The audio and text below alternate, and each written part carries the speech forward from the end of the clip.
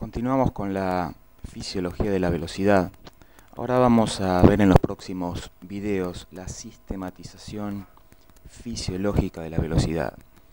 Para eso, por lo que vimos en los videitos anteriores, tenemos varios aspectos fisiológicos en lo que sería una carrera de velocidad. Vamos a tomar lo que es la velocidad de 100 metros y vamos a dividir en velocidad de reacción. Acá la velocidad de reacción es un fenómeno más bien del sistema nervioso, es un fenómeno neuromuscular, en donde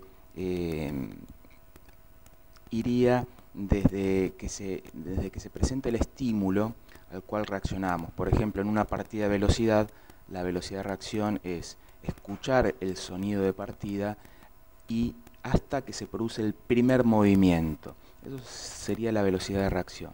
Es un fenómeno más bien neuromuscular, es desde el estímulo hasta el primer movimiento y no implica básicamente hasta ese momento ningún fenómeno bioquímico metabólico.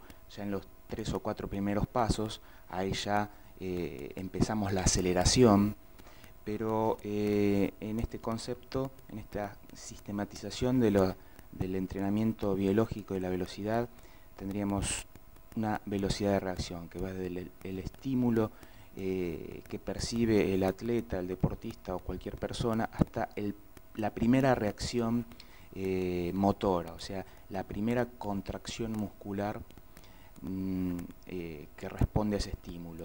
Luego tendríamos la velocidad de aceleración, que en esta carrera de 100 metros habíamos dicho que iría más o menos desde el metro 0 hasta los 20-25 metros.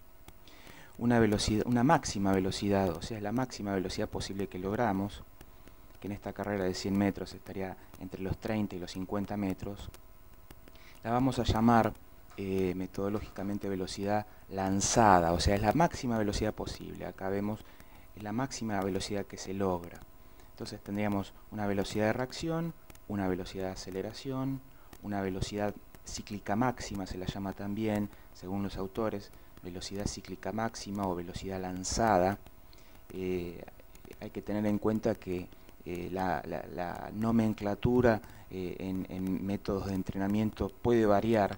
Lo importante es que sepamos que cuando leemos una literatura nueva, sepamos a qué se refiere en base a lo que nosotros conocemos. O sea, si nos dicen velocidad cíclica máxima, imaginarnos que se refiere a la velocidad lanzada que hablamos. O si nos dicen resistencia a la velocidad, saber que nos referimos a esta etapa de la carrera, en donde vamos decayendo nuestra velocidad y nosotros la vamos a llamar por ahí resistencia a la velocidad o velocidad prolongada también se le podría llamar. O sea, es una velocidad máxima que iría entre los 30 y los 100 metros, perdón, entre los 50, 60 y 100 metros, en donde ponemos nuestra máxima voluntad para mantener una velocidad, la máxima velocidad posible, pero no va a ser la velocidad máxima, sino que ya nuestro sistema nervioso va a entrar en fatiga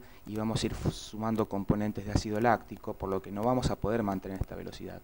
Pero para sistematizar el estímulo fisiológico, para sistematizar, para hacer un nexo entre la biología y el método de entrenamiento, para hacer un nexo entre la fisiología y lo que sería el arte de entrenar, podríamos dividir básicamente en velocidad de reacción, en velocidad de aceleración, en velocidad lanzada o velocidad máxima o velocidad cíclica máxima, y en velocidad prolongada o en resistencia a la velocidad.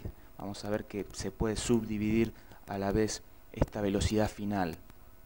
Pero serían estos 3 o 4 términos los que vamos a pasar a analizar desde el punto de vista fisiológico, vamos a pasar a analizar desde el punto de vista metabólico, vamos a analizarlo desde el punto de vista coordinativo y de técnica, y vamos a analizarlo desde el punto de vista de los métodos de entrenamiento que mejoran estas distintas fases de la velocidad. La velocidad de reacción se entrena de una manera, la velocidad de aceleración se entrena de otra manera, porque fisiológicamente implican diferentes diferentes funcionamientos fisiológicos o los diferentes funcionamientos metabólicos. La velocidad máxima se entrena diferente a la velocidad de aceleración y se entrena diferente a la velocidad prolongada. Y la velocidad prolongada también tiene componentes fisiológicos distintos a las otras velocidades. O sea, que toda esta velocidad, desde que escuchamos algún estímulo al cual reaccionar hasta que llegamos, por ejemplo, hasta los 90-100 metros, hay 3 o 4 componentes fisiológicos bastante que se pueden diferenciar y que de hecho se entrenan de diferente manera, y es lo que vamos a tratar de analizar en los próximos videos. O sea, partiendo de la fisiología, qué mecanismos fisiológicos y metabólicos neuromusculares entran en juego en los diferentes tipos de sprint, en los diferentes tipos de velocidad, y en base, sabiendo qué metabolismo y qué fisiología y qué reacción neuromuscular ocurre en los diferentes tipos de sprint, de ahí inferir qué métodos de entrenamiento son los más adecuados para entrenar las diferentes formas. Y en qué deporte se necesita más una velocidad que otra. Cuando en algún deporte, en algún deportista, ciertas velocidades no tiene sentido entrenarlas ni desarrollarlas. Bueno, vamos a ir pasando a los próximos videos para ir desarrollando estos temas.